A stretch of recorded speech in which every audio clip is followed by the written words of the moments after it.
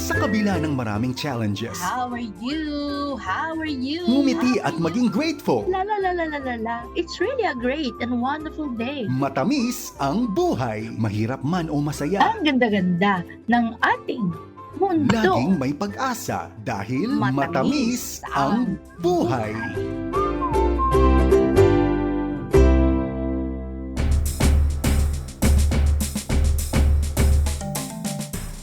Good morning, good morning, good morning, good morning, good morning. How are you? How are you? How are you? Gandang umaga po sa inyong lahat. Matamis ang pagbati po natin ng good morning sa araw na ito.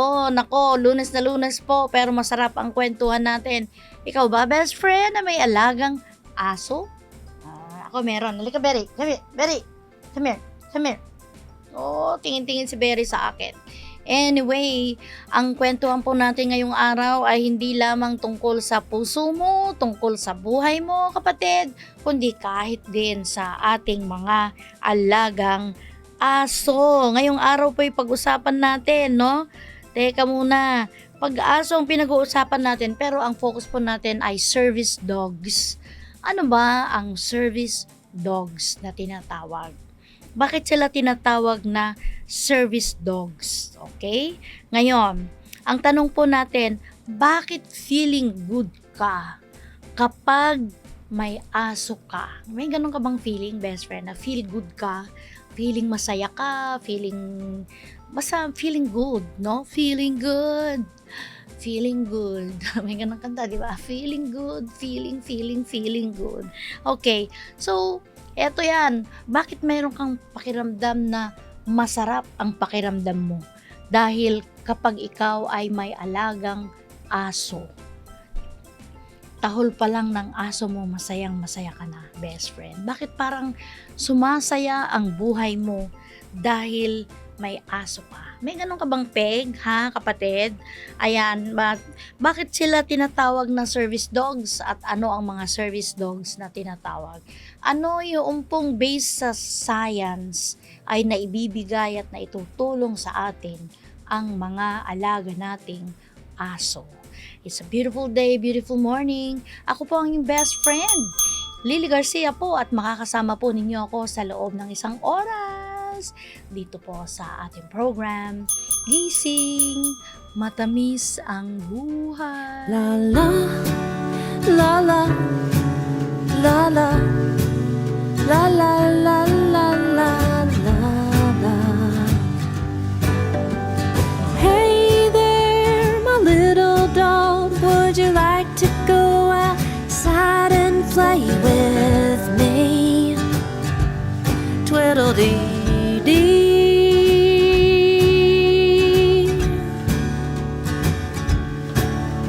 You're sitting there looking at me, looking like you're needing some attention. Come sit by me. Have I told you lately that you're my best friend? And I'll be right here beside you till the end. La la, la la, la la la la la la.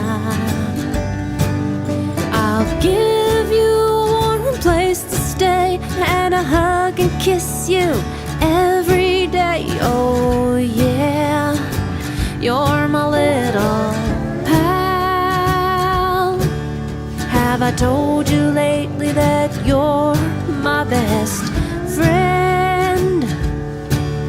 And I'll be right here beside you till the end.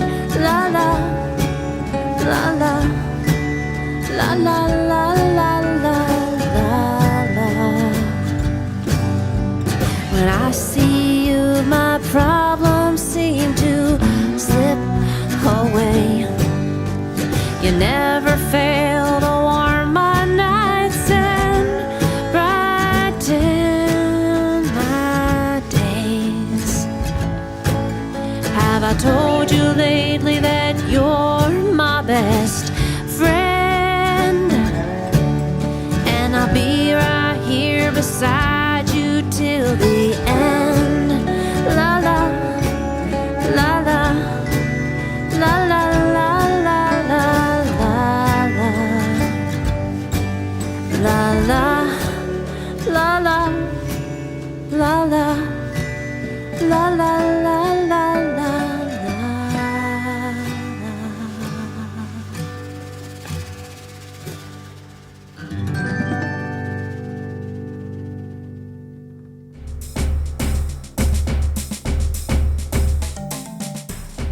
Patuloy tayo sa ating pong program, Gising Matamis ang Buhay. Ayan po, best friend.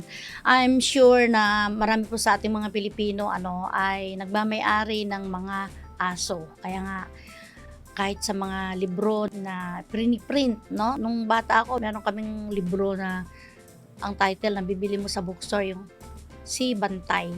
Yan, Bantay ang pangalan ng aso na bida dun sa kwento. Ewan ko kung ganun pa ang pangalan ng mga aso ngayon, pero ang na-observe ko, ang mga aso ngayon ay parang tao ang mga pangalan. Hindi na katulad noon na Bantay, Brownie, Blackie, di ba? Ganun yung mga yung mga pangalan ng mga aso noon, Pero ngayon hindi. Halimbawa kami, yung pangalan ng aso namin, Berry. May apelyido pa yan. Berry Garcia. Lego Garcia. Di ba? Chelsea Tumanot. Chelsea ang pangalan. Ay, hindi pala. Chelsea, sino nga ba yung may Chelsea ng aso? Si Miko pala. So yung mga ganun, no? Yung apelyido ng pamilya, sinasama nila. May mga bansa po na ang mga aso ay registered. Rehistrado. May pangalan, may address, may details, no? Parang tao na inire-register. So ganun yung uri ng pagmamahal na ginagawa ng maraming mga pet owners.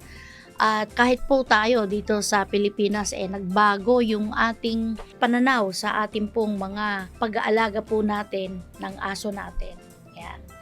Ngayon, bakit ba tayo, pag nakakita tayo ng aso, ay natutuwa po tayo? Napapatingin ako doon kasi nandun si Berry sa tabi ko. Siyempre, meron pong mga benefits, yung pag-alaga ng aso. Pero ngayon, ang focus nga natin, as I've mentioned, ay service dogs. At kung ano ang current situation dito po sa Pilipinas tungkol sa mga nag-aalaga ng service dogs. At ano nga ba ang service dogs na tinatawag? Ang sabi po ng science, ang sabi ng science, hindi lang pakiramdam yan, yung feeling good. Hindi pala, yung interaction natin sa aso, yung pakikipaglaro natin sa aso, ay nakakatulong po yan sa emotional health natin, sa companionship, sa pagbaba ng stress, yung para bumaba yung stress po sa buhay na po natin. Yung meron tayong kasamang pet, na meron tayong kasamang alaga, ay konektado po yan sa emotional support ng isang tao. Ganon. Yan ay ayon sa American Psychiatric Association. Kaya pala, marami po yung mga nagsasabi, pag malungkot ka, aso ang katapat. Yeah. Pero meron din po mga nagsasabi, pakinggan natin, which is true. Pag ang isang master, yung aso, yung gaalaga ng aso, malungkot, ang unang nakakapansin po niyan, aso. Yung alaga niyang aso. So, totoo yung mga sinasabi na pag malungkot ako o nang lumalapit sa akin yung aso ko. Hindi yung tao. Hindi yung tao, kundi yung aso. Okay. Bakit? A righteous man, sabi po sa Proverbs chapter 12 verse 10, a righteous man regardeth the life of his beast. Ang matuwid ay nagmamalasakit sa buhay ng kanyang hayop. Ayan, best friend. So, yung pong pag-aalaga ng hayop, ay reflection din ng kabutihan ng tao. At yan ay nakikita sa paraan ng kanyang pag-aalaga ng hayop, ng kanyang alagang aso. Ngayon, since na-mention ko po, na ang focus po natin ay service dogs. Ano ang mga service dogs? Ang mga service dogs po ay mga especially trained para tumulong po sa tao na may pangangailangan. Kung ikay nagbubukas ng social media, ako po, nagbubukas po ako ng Facebook ko. Usually, yun ako kumukuha ng mga, to relax me. Siyempre, nakikichika ako kung anong balita sa mga kapitbahay ko, sa kung saan-saan dyan, mga kaganapan sa buong mundo. Pero maganda na makita po natin na yung mga service dogs po, ngayon ang nakikita ko lagi sa service dogs ay yung pong mga retired na mga K9 na nagsilbi sa Gulf War at sila ay ibinalik or inampon ng mga American families, ganyan. At pinapakita doon kung ano yung mga behavior ng kanilang mga aso, kung paano nilang mahalin yung kanilang mga handler. Handler ang tawag dun sa kasama nilang na tao, na nagbigay ng training, kasama sa kasi ang laki ng roles po ng mga service dogs, no? So, ayun po. Ano ba yung mga halimbawa ng service dogs? Bakit sila tinawag na service dogs? Yan po ang babalikan nating kwentuhan dito sa ating program. Gising, matamis ang buhay. Welcome and listening to a radio station where the mighty hosts of the heavens sing. Turn your radio on. Turn your radio. Turn your radio on. Turn your radio on. If you want to feel those good vibrations coming from the joy that His love can bring, turn your radio on. Turn your radio on. Turn your radio on. Turn your radio on. Oh, yes, turn your radio on. And listen to the music, baby. Turn your radio on. Oh, yes, turn your radio on. And joy to share. Turn your lights down low. Oh, yes, turn your lights down low. And listen to the Master's radio. Touch with God. Turn your radio on. Turn your radio on.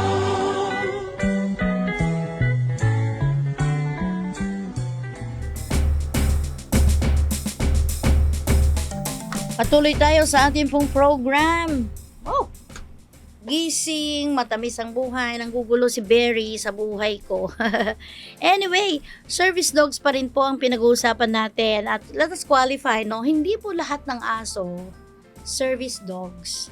Diba, si Berry hindi siya service dog. Siya ay storbo. Storbo ka ba?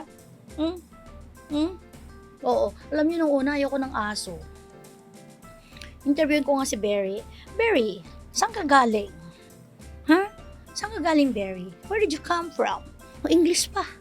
Oo. What's your name, Berry? Look at the camera there. Ayun ang camera, Hi, hello. Ayun ang camera, Blue. Laki ng bunga nga ni Berry, si Berry po ay hindi service dog. Siya po ay pet dog. Ngayon, ano ba yung mga service dogs? Ang mga service dogs po ay mga specially trained na mga aso. Nag-undergo po ng training para tumulong sa tao na nangangailangan ng services ng isang aso. Kaya ang tawag sa kanila, service dogs. Ito, istorbo dog. Istorbo dog. Anyway, yung po mga service dogs, usually, saan ginagamit yan? Guide dog. Yeah, tumutulong po sa mga may hearing problem. Halimbawa, hindi masyadong makarinig. So, binibigyan nila ng aso. May mga training ang mga aso na yan para tumulong sa mga bingi. Para sa mga may problema sa mga tao na nahirapang makinig, no? At meron din pong tinatawag na medical alert dogs. Nakaka-detect sila ng seizure ng isang tao o kaya kung masyadong mataas o mababa ang blood sugar ng isang tao. Ang tawag sa kanila, medical alert dogs. Meron din pong tinatawag na psychiatric service dogs na tumutulong sa mga taong may anxiety. Yan, may anxiety. So, tinatawag po silang service dogs dahil mayroon po silang specific na training. No? May specific training silang ginawa or pinag-aralan, nag-undergo ng training para tulungan ang mga tao na maging independent. Alam nyo, nung una akong makabasa ng ganito, na-amaze talaga ako. Kasi, imagine yung aso, tuturuan mo, no, na ma-identify kung ang blood sugar mo ay mataas. O kaya kung ang blood sugar mo ay mababa. Kasi, kapag sa isang diabetic po, kapag mataas ang sugar, nanghihina. Pag mababa ang sugar, nanghihina pa rin. So, yung mga aso, tinuturuan po sila, na sa pamamagitan ng, hindi ko alam, pang-amoy, o sa itsura ng inaalagaan nila na na tao na may diabetes, ano po, ay nakakapagbigay po sila ng signal na long before biglang bagsak or biglang akyat yung sugar level ng pasyente. Kaya sila tinatawag na medical alert dogs. At may mga aso pa po na natuturuan na mag-press ng emergency button. Yan, emergency button o kaya marunong mag-dial ng 911. Naku, totoo ito hindi po ito hindi ito kwentong kutsero. So meron pong mga ganung aso, no? Medical alert dogs ang tawag doon. Nararamdaman nila kung magsi-seizure. Magsi-seizure hindi pa siya nagsi-seizure, nararamdaman na ng mga aso. Yan. So kaya po ang tawag sa kanila service dogs dahil yun nga, meron po silang mga specific skills na itinuturo pa sa kanila. Yung hearing dogs ay very important. Halimbawa, hearing, bingi yung master nila, no? Bingi yung master nila. Sila yung nagsisilbing tenga ng pasyente. Ganon. So may mga reactions, mayroong mga responses na yung pong aso ang nagbibigay, hindi yung pasyente. Kaya po sila tinawag na service dogs. At ito pong mga service dogs na to, expected na sila ay masunurin. Number 1 requirement yan, na sila ay kalmado, calm under pressure. Marunong pong sumunod sa command. Pag sinabing stop, titigil sila. Go, pupunta sila. Hold, marunong sila. Yung mga commands, no? Basta marunong at alerto sila. Siyempre, no? Kailangan alert sila. Hindi lang yung alert. Kahit alerto, gentle sila sa mga tao. Yun ang maganda, di ba? So yun. So, parang teacher din ng mga service dogs, no? Mayroon silang mission na tinatawag. Galing, no? Meron silang mission. Talagang, kailangan natin ng mga service dogs. Sabi po sa 1 Corinthians chapter 14 verse 40, let all things be done decently and in order. Ayan. Kaya dito sa Pilipinas, nauuso na po ang mga service dogs. In fact, base po sa observation ko, yung ating pong mga aso, meron silang special skills. Si Berry, ang example ko dyan, hindi po siya service dog, pero napapansin namin through the years, 5 years na sa amin si Berry, kapag may sakit ang isa sa amin, meron siyang mga movements na hindi niya usually ginagawa. Halimbawa, nung nagkasakit yung anak ko last year, hindi niya ugali yung pumasok sa kwarto niya. Hindi siya pumapasok sa kwarto unless nakukunin siya at dadalhin doon. But during that time, lagi gusto niya natutulog dun sa kwarto, makabantay dun saan. There was a time ako naman nang may sakit, ganun din. Ako ang nilalapitan niya. The same thing with my husband, ganun din. So, meron silang mga abilities na maramdaman na hindi pa natin nakikita, ay lumalapit na sila sa atin. Yung sa anak ko wala pang sakit yung anak ko, hindi pa siya nagde-declare na may sakit siya. Siguro nakakayanan pa nung anak ko yung nararamdaman niya dito sa may bandang gilid wala pa. A week after that, yun, hindi na siguro nakayanan ni Marvin, patakbo na siya sa hospital. So ganun meron silang behavior na nadidetect nila what is wrong with you. Kaya nga tama yung sabi ng isang nag-aalaga, pag malungkot ako, yung aso ko ang unang lumalapit sa akin, hindi tao, kundi yung aso. Ayan, best friend. So, totoo bang nakakatulong din sa mental health ang mga aso? Nako talaga naman, opo. Sige po, balikan po natin ang kwentuhan na yan dito sa ating program. Gising, matamis ang buhay! Ano ang dapat gawin kapag nakagat ng aso? Hugasan agad ng sabon at tubig ang sugat. Kumonsulta agad sa pinakamalapit na health center. Obserbahan ang aso ng 14 na araw kung may pagbabago sa asal nito.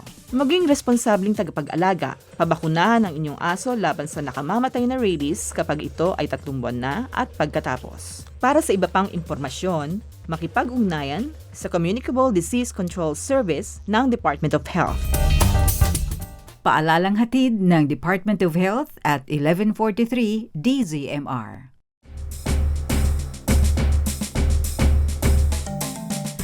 Tuloy-tuloy tayo sa ating pong program, Gising, Matamis ang Buhay. Pinag-uusapan pa rin po natin, bakit ba masaya ang mag-alaga ng aso?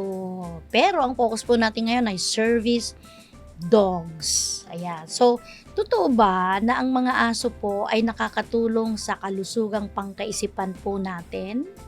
Yon, no? Ang sagot, yes na yes. Oh, yes na yes. Very. Okay. Ayon po sa pag-aaral, ang sabi po sa mga pag-aaral, ang mga tao na mayroon pong mga service dogs, nag-improve ang kanilang emotional and social functioning.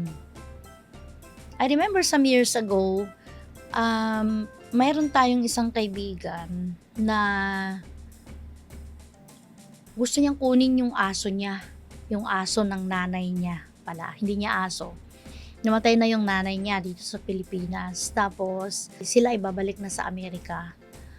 At yung alaga niyang aso, yung alagang aso ng nanay niya, syempre maiiwan. Pero, ginawang legal yung pagpunta para makuha yung aso. Kasi maraming mga paraan ng pagkuha ng mga alagang hayop na ganyan. Pero, ang ginawa ay kumuha siya ng parang psychiatric report na kailangan niya ng service dog sa kanyang pagbibiyahe from the Philippines to the US. Ganon. So dumaan sa Department of Health, nilakad niya lahat ng papeles na kailangang meron siyang kasama na service dog sa loob ng eroplano. Hindi ilalagay yung aso doon sa lalagyan ng mga bagahe, ng mga luggage, kundi kasama niya sa loob ng eroplano. So to make a very long story short, na-approve po yun. Na-approve. Kaya yung aso, nung bumiyahe siya pabalik ng Pilipinas, kasama niya si Zion. Zion ang pangalan ng aso. Lumalabas na siya ay isang service dog. And then eventually, nung nasa Amerika na si Zion, ay nakaregister po siya. In fact, nung naging American citizen siya, ay may mga papeles siya to prove na siya ay dog resident ng Amerika. Antake mo, ganun katindi ang pagmamahal ng mga Americans sa mga aso, Oo. Sa mga pag-aaral po, napatunayan na ang mga service dogs ay malaking tulong para sa mga may sakit.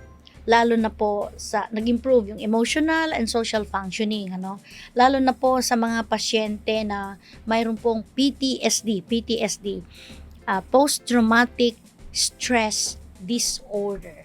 Yan, post-traumatic stress disorder. Ito yung mga tao na nakaranas po ng sobrang halimbawa na aksidente, sobrang stress, naka-experience ng aksidente, naka-experience ng bagyo, ng lindol, naka-experience po ng karahasan, naka-experience ng giyera, naka-experience ng pang-aabuso, o kaya biglang pagkamatay ng relative nila at na masyadong shock sa kanila yon, yung mga nakasubok po ng mga nakakatakot na experiences sa isang part or one time in their life. So, may trauma sa kanila, yung mga ganong experiences. So, nangangailangan sila ngayon ng, kung hindi lang counseling, companion. Service dog pa rin ang tawag doon. At sa mga pag-aaral po, nakita na yung mga ganyan na mga aso ay nakakapagbigay ng comfort sa kanilang mga alaga. So, yun, ang ibig sabihin ng post-traumatic stress disorder. So, ganun po, nakakatulong pala ang mga aso. Kahit nga hindi service dog, yung alaga mo lang na aso, na may kasama ka sa bahay, ang laking tulong yan. At malaki ang naitutulong yan sa ating mga kamag-anak o mga mahal sa buhay na dumaranas ng mga pagsubok emotionally. Okay, so sa madaling sabi po, yung pong aso, nakakatulong para mapakalma po tayo, nagpapababa ng stress, nagbibigay ng companionship, at tumutulong na makalabas tayo doon sa experience ng isolation. Kaya yung iba, nakakayanan nila kahit wala silang kasama sa bahay kasi meron silang kasamang alagang aso. Malaking tulong po yun. So, totoo yung sinasabi sa mga libro at sinasabi ng maraming tao na dog is man's best friend. Pero dito sa Gmap, best friend, ako best friend mo, hindi yung aso mo. Di ba? Ganun yun. Basta dog is man's best friend. A merry heart doeth good like a medicine. At yung mga aso po natin ay para sila mga gamot na nakakatulong po para sa atin, no? Ang masayang puso ay mabuting kagamutan para sa buhay po natin. At ang aso ay mabuting kagamutan para sa mga nalulungkot at walang kausap sa buhay. Ngayon, tingnan natin gaano karami ang mga service dogs dito po sa Pilipinas. Babalikan natin ang kwentuhan na yan dito sa ating program, Gising Matamis ang Buhay. Nagsasahing papawid mula sa Santiago City, Isabela. Tampok ang iba't ibang wika at kultura. Nagpapahayag ng mensahe ng pag-asa mula sa Panginoong Hesukristo. Ito ang 1143 TZMR, your Missions Radio. Patuloy tayo sa ating pong program, Gising Matamis ang Buhay. Service dogs pa rin po ang pinag-uusapan po natin dito sa ating program. Lily Garcia pa rin ang inyong kasama. Baka makalimutan mo kung best friend ng aso, best friend mo ako sa DZMR. Ayan. So ano ngayon ang sitwasyon sa Pilipinas kung ang pinag-uusapan po natin ay service dogs? Hindi ko alam kung nakakita ka na in person kung ano ang service dogs. Parang nakakita na ako pero hindi ganun karami. Dito sa Pilipinas, hindi kasi masyadong ganun karami pa ang mga service dogs. Lalo na siguro kung ang pag-uusapan natin ay depende kung nasaan ka sa Pilipinas. Okay, so tingnan po natin, ano ang sitwasyon ngayon dito po sa Pilipinas. Although, based on the statistics po, sa Philippine Animal Welfare Society, yung pong bilang ng mga service dogs ay dumarami na at lumalaki ang paggamit po ng therapy at service dog concepts. So, ibig sabihin, nagsisimula pa lang po tayo. Hindi tayo katulad ng ibang mga bansa, katulad ng Amerika. Kunwari, pumunta ka sa clinic, punta ka sa doctor. May mga nakapila ng mga pasyente. Meron po yung ibang kasama mo na may hawak na aso. O kaya, hindi man niya hawak, pero may tali at konektado dun sa amo. Yan, nakaupo sa tabi o kaya nakahiga doon sa paanan ng pasyente. Ibig sabihin, mga service dogs yung mga yan. So anyway, sa Philippine Animal Welfare Society po, meron po silang tinatawag na Dr. Dog Program. At dito, nagpapadala po sila ng therapy dogs sa mga hospitals. Yan, hospitals, schools, orphanages at care facilities. Ang DSWD naman ay meron na pong expansion ng therapy dog programs para sa mga emotional healing ng vulnerable individuals. So nagsisimula pa lang po tayo, Philippine Information Agency. Meron na rin pong mga programang ilan sa ating mga syudad, ilan sa ating mga bayan ang may program na po sila tungkol sa service dogs. Pero hindi pa rin po ganun kalaki. Ngayon, ang tinitignan po ng Quezon City Government specifically, meron po silang programa na kung saan yung pong mga nahuli nila ng mga aso, ay train po nila bilang mga service dogs. So, hindi pa ganun karami ang gumagamit ng service dogs dito po sa Pilipinas. Ganon, ngayon, dito po sa Pilipinas is statistically maraming aso. 23 million ang mga aso na inaalagaan ng mga Pilipino. Maring yung isang bahay ay hindi lang isa ang aso niya. Kami, 2 ang aso namin. 2 lang ang aso namin. Dati po 5 ang aso namin. Meron kaming Rottweiler, meron kaming 4 yata, o 4 pala yung aso namin na malalaki, no? Pero wala na, si Lego na lang yung malaki naming aso, tsaka si Berry, yung aming cute, cute na aso. Na, ayan, no, nakatingin sa akin, no, oh. Tumatahol na po pag gusto niyang pumasok dito sa studio. Oh, hindi siya service dog. Ano po siya? We are servicing her. Hindi siya ang nag-aalaga sa amin. Kami ang nag-aalaga sa kanya. Hindi po siya bantay ng bahay. Kami po ang bantay niya. Oh, di ba? Iba ng mga role sa mga aso ngayon, ano? Tingnan natin, sa Region 2, ano naman ang condition ng ating mga alagang aso. Okay. Siguro I would say, yung pong statistics na ito o kaya itong reality na ito ay totoo kahit po sa ibang mga lugar sa buong Pilipinas. Ang sabi po dito sa report, hindi pa laganap ang formal service dog programs. At mas nakikita po yung mga dog initiatives sa vaccination. Yan. Responsible pet ownership. If you remember, meron po tayong topic na ganyan, no? Responsible Pet Ownership Campaign. Yun ang ginagawa po natin. Dahil, yun nga, hindi pa ganun ka lawak ang pangunawa po natin. At saka yung availability, kasi hindi po ganun kadali ang mag-train. No? Kung tao nga, nahirapan nga mag-train, aso pa kaya. Pero baka naman mas magagaling yung ibang mga aso, di ba? May mga smart dogs na nakikita po natin. So, sa medical field, kahit po sa special education, napakalaki pong opportunity ito na karoon tayo ng ganitong klase ng training para sa ating mga alagang aso. Yan. Kasi kailangan natin yan sa SPED center, kailangan natin mga service dogs sa mga hospitals, kailangan natin ang service dogs for mental health center concerns, no? Yung mga sa paligid po natin. So, importante po. Ganon ha, best friend. So, to whom much is given, of him shall much be required. Required. Much is given. Kung meron kang alagang aso, binigay na responsibility natin yan, at pagbutihin po natin yung pag-aalaga po natin ng ating mga alagang hayop. At the same time, ganun din ang mga hayop kapag sila po ay naturuan eventually, no? Ay malaking tulong po sa kanila. Yung mga aso na nakikita natin very common dito sa Philippines, yung pong mga K9.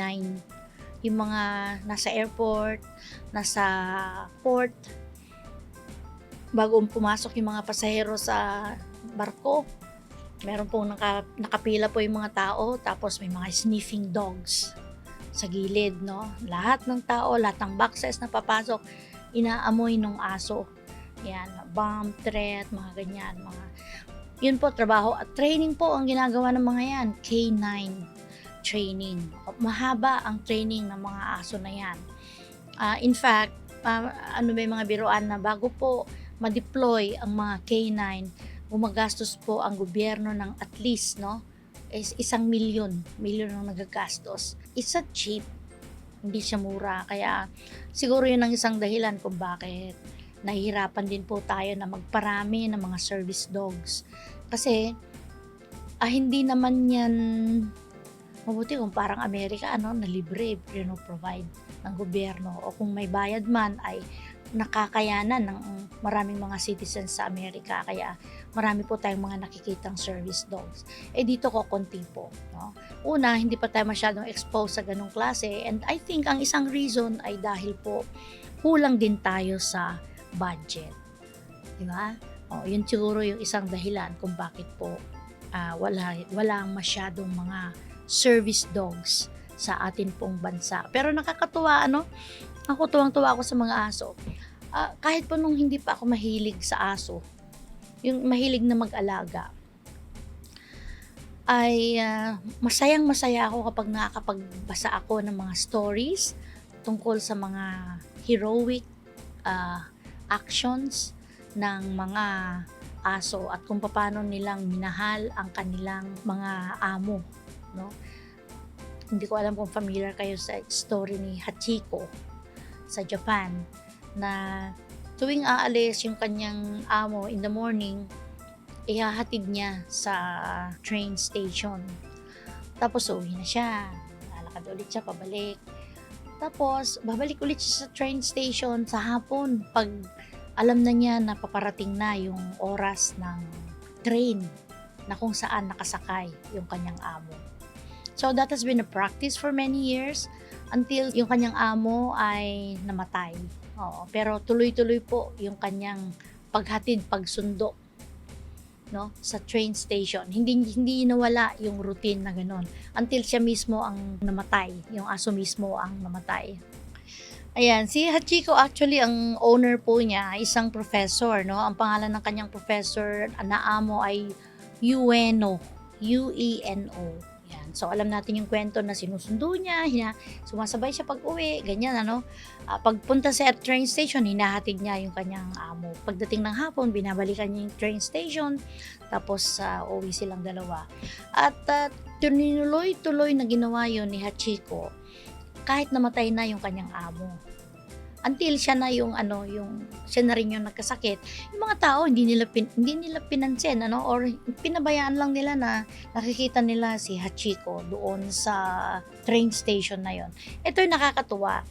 Dahil po nakilala si Hachiko, ginawan nila ng rebulto si Hachiko doon sa Shibuya train station. Yung pong Shibuya train station siya sa Japan, I think ito na yung pinakasikat na train station kasi dito po yung yung nag-criss-cross yung Shibuya Crossroads. Marami pong mga streets siya na nagko-crossroad na nagtatawiran ng mga tao, mga sasakyan, yun po sa Shibuya po yan. So merong isang station na ang tinawag nila ay Ueno din, Ueno. Yan, yun naman yung lugar kung saan si Professor Ueno ay nagtatrabaho. So may mga ganong kwento So nakikita natin dito yung loyalty, yung love, yung respect, at obedience, yung devotion para sa ng isang aso sa kanyang amo. Ganon ang Ganda, So anyway, mamaya po sa pagbabalik natin, titingnan din po natin yung ano naman ang sinasabi ng Bible tungkol sa mga alaga nating mga aso sa pagbabalik ng ating program, Gising Matamis ang Buhay. Aming Diyos, salamat sa'yo sa mga biyayang ito. Sa araw-araw, marami tayong pagpapalang tinatanggap buhat sa Diyos. Ang ating buhay, kalusugan, karunungan, trabaho, pamilya, kaibigan at marami pang iba. Ang lahat ng ito ay mga kaloob na madalas ay pinagwawalang bahala natin. Bilangin ang iyong pagpapala at mapapaalalahanan kang hindi ka kawawa. Tapat ang Diyos. Kailangan mo lang magtiwala sa Kanya. Aming Diyos, salamat sa'yo sa mga biyayang ito. Amen.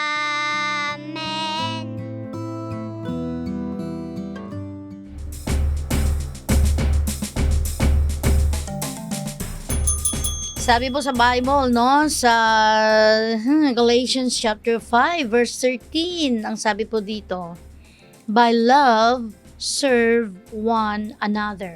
Galatians chapter 5 verse 13. Sa pamamagitan ng pag-ibig ay mga lingkod kayo sa isa't isa.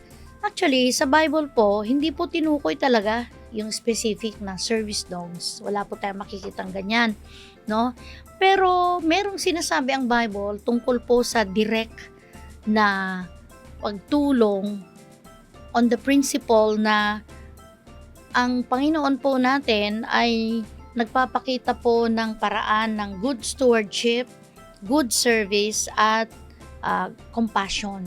Na lahat yan ay nakikita natin sa ginagawang serbisyo ng mga aso sa ating mga tao. Yan. Yung principle nandun, Pero walang direct na sinabi na, mga service dogs, be compassionate, yung mga ganon, o kaya service dogs ay, yung mga ganon, basta walang direct, hindi sinabi na direct. Yun nga, dyan sa verse po natin, sa Galatians chapter 5, verse 13, by love, serve one another. At yung pong mga alaga po nating aso ay walang sawang tumutulong po sa atin yan. Oo. Ako tuwang-tuwa ako sa mga reels tungkol sa mga aso. Kasi very natural po silang matulungin. Very natural sila na priority nila yung love nila para sa kanilang amo. Priority yon. Oo. Yung aso namin, no, dito sa bahay, iba-iba yung treatment niya sa amin. Yung ginagawa niya sa akin to show her love to me, iba doon sa pagpapakita niya ng love and care para sa anak ko na kasama namin. Ganun din sa asawa ko. Iba, magkakaiba. Iba-iba yung approach. No? Parang tao, iba-iba rin yung approach natin kapag love and care ang pinag-uusapan po natin. And so, yung pag-develop pa ng service dogs para sa ating mga alagang mga animals ay malaking tulong po yan para sa future, no, na pangangailangan natin sa special education, sa mga taong may sakit, sa mga taong emotionally ay may problema, malaking tulong po yan. Ngayon, halimbawa, kahit pa walang trained, hindi trained ang iyong aso, pero meron kang aso, yung pong care para sa mental health ay napakalaking tulong ang mga aso. Kaya ingatan mo ang aso mo, pabakunahan mo, best friend, total libre po yan sa Department of Agriculture, mag-inquire lang po kayo. And let me take this opportunity, hindi lang po aso ang dapat ipabakuna po natin. Kung meron kang alagang pusa, ganun din, ipabakuna din po natin. Yun yung isang paraan ng pagiging responsible dog owners natin or pet owners po natin. Ayan, huwag mo kalimutan yan, best friend, ha? And I hope na na-challenge tayo na alagaang mabuti ang ating mga aso. Wag lang po yung mga may lahi na mga aso. Ibig kong sabing may lahi, alam mo na, iba-iba yung lumalabas na mga aso dito sa Pilipinas ngayon. I have one friend na ang kanilang mga alagang aso po ay nakalagay sa air-conditioned room.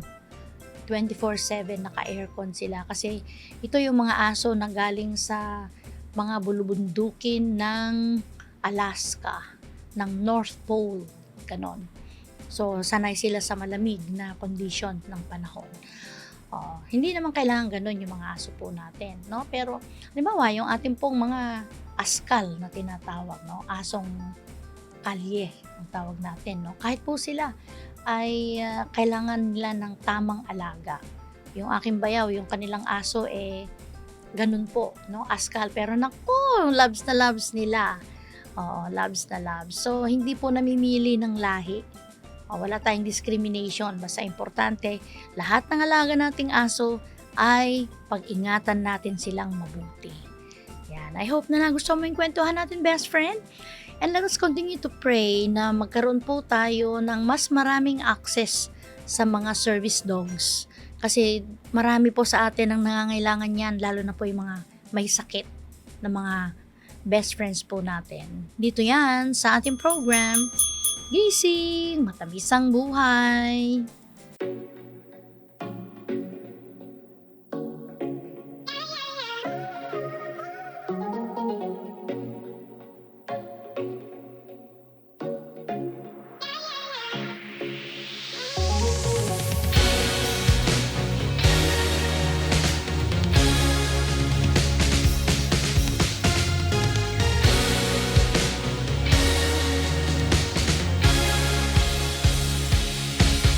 Ang tiwala na ang araw ay sisikat, o Diyos, sa'yo may pag-asa. Ang bukas ko'y tumitingkad, mga pangako ni Kristo, sadyang mapananalikan. Sa Kanya ang amin at oo, aking mapanghahawakan. Dumating man ang tag-ulan, ikaw ang aking silungan. Sa iyong salita naniniwala, pagkat tapat kailanman pa man. Panginoon,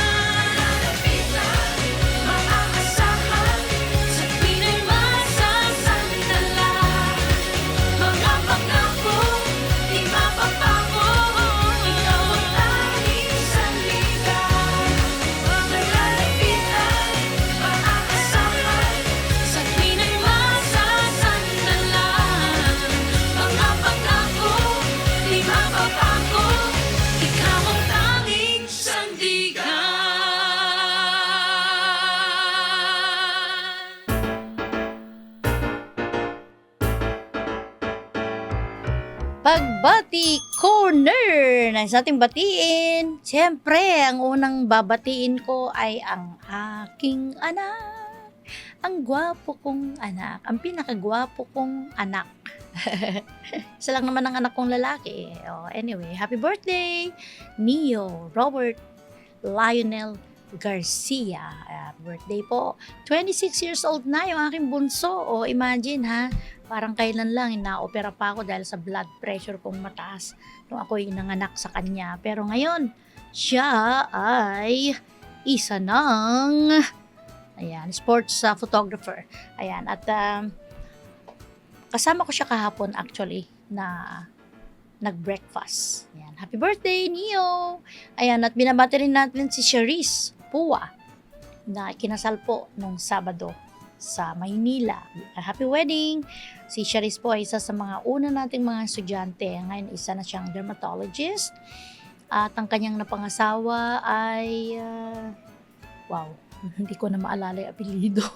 Anyway, sa lahat po ng mga nagbe-birthday ngayong araw na hindi po natin na-mention, good morning din sa ating mga teachers na kasalukuyan po undergoing training sa school. We also would like to greet Charlene Garcia. Happy birthday to you. Si Devon Bangkil, ay birthday din po niya. Ma'am Ruth Galiza, happy birthday. And for those who are celebrating their birthdays pero hindi po natin sila nabati, no? Happy birthday pa rin sa inyo. At hindi naman kailangan, lagi kong sinasabi na marami tayong handa. Ang importante ay mayroon po tayong Thanksgiving prayer. Yun po ang mahalaga. Yan. At salamat din sa mga kapatiran po natin na araw-araw ay nakikinig sa ating pong program. Gising, Matamis ang Buhay.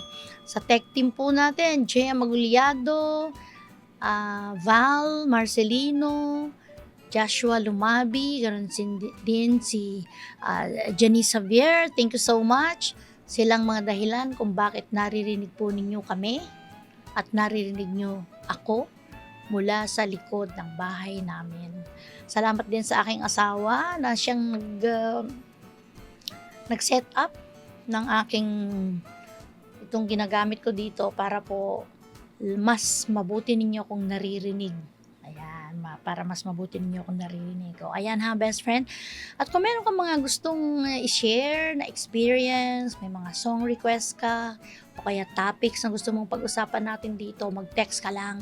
Ang number natin, 0917-564-8388. At para doon sa mga best friends po natin na nag-attend ng Regional Conference of School Heads and School Administrators and School Coordinators sa Region 2, maraming salamat po sa inyong pagdalo. Yan. Dito yan sa ating program. Gising, Matamis ang Buhay. All day you play my music, you make my spirit soar.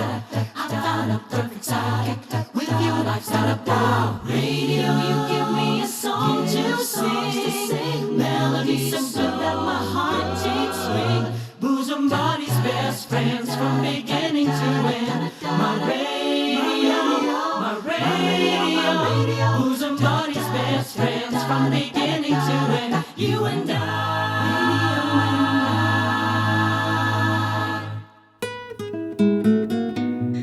Pabound verse para sa lahat ng ating mga best friends. Mababasa po natin sa aklat ng Galatians chapter 6 verse 2. Ang sabi po dito, bear ye one another's burdens and so fulfill the law of Christ. Magtulungan kayo sa pagdadala ng pasanin ng isa't isa at sa gayon ay inyong matutupad ang kautusan ni Kristo. Best friend, yung pong pag-aalaga ng aso actually ay hindi lang hobby ngayon, no? Marami po ang kinakarir ang pag-aalaga ng aso. Hindi lang dahil gusto nila magbenta, kundi dahil nakita po nila yung emotional health na pwedeng itulong ng ating pong mga alagang aso. Kasi may mga emotional health benefits talaga. Nakita nyo naman dun sa kwentuhan natin, ano? At ang mga service dogs na hindi pa masyadong ginagamit dito sa Pilipinas, pero dumarami na po yung ginagamit dyan, ano po, hindi lang pa cute-cute yung mga yan. Oo, hindi lang po pa cute-cute, may mission sila sa buhay. Oo, at yan ay tulungan yung ating yung mga inaalagaan nila, yung mga amo nila, master ang tawag nila, na gumaling kung ano man ang emotional burden, emotional issues ng pasyente na yan, o kaya medical help na pwedeng maitulong, lalo na pa sa mga diabetics, at para doon sa may mga problema sa mata, sa pandinig, nagsisilbing mata at tenga ang mga service dogs yan. Kaya meron ka bang ganong klase ng alaga din, best friend, na pwede mong tawagin na healer, healer, o kaya ay best friend mo sa bahay, o kaya ay companion, kasama sa bahay. Kung meron ka bang opportunity na magkaroon ng alagang aso, tatanggapin mo ba? Papayag ka ba? Mag-aalaga ka ba? At aalagaan mo ba siya ng mabuti? Hindi lang yung ikaw ang tumatanggap ng favor galing sa kanya. Siyempre, meron din kapalit yan, yung aalagaan mo rin siyang mabuti. Bibigyan mo siya ng pagkain, papagamot mo kung may sakit, papagupitan mo, bibigyan mo ng vitamins, lilinisin mo yung kanyang tulugan, ipapaliguan mo siya, pupulutin mo yung kanyang pupo, ilalakad mo siya araw-araw. Yun ang tawag natin doon, responsible pet ownership. Ayan. At para doon sa mga best friends natin na nangangailangan ng service dogs dahil meron silang post-traumatic stress disorder, malaking tulong po ang service dogs. Ayan kapatid. I hope na nagustuhan mo yung kwentuhan natin. Ako po yung na-enjoy ko, at mas na-appreciate ko yung ating mga alagang aso. Basta kwentong aso, mahilig po ako magbasa. Ayan. Pero hindi ako mahilig mag-alaga. I don't walk our dogs. Seldom. Nung linggo ng hapon, pinaihi ko si Berry sa labas. Ganon ha, best friend. Pero hindi po ako yung main event, kumbaga. Mga substitute lang ako. Mga ganon lang yung role ko dyan. Yes, sa mga salitang yan, nice nating tapusin ang ating program. Thank you so much for listening. I'm your best friend, Lily Garcia, nagsasabi po sa ating lahat. It's really a great and wonderful day. Ang ganda-ganda ng ating mundo. Ang hardin ng daigdig, ang lawak, ang lawig, ang ganda, ang ganda, ang ganda. May puti, may pula, may lunti, may ginto, ang ganda ng mundo. Ang ganda ng kalikasan, yamang uri, umaapaw, dapat nating alagaan, kupkupin araw-araw. Ang hardin ng daigdig, ang lawak, ang lawig, ang ganda, ang ganda, ang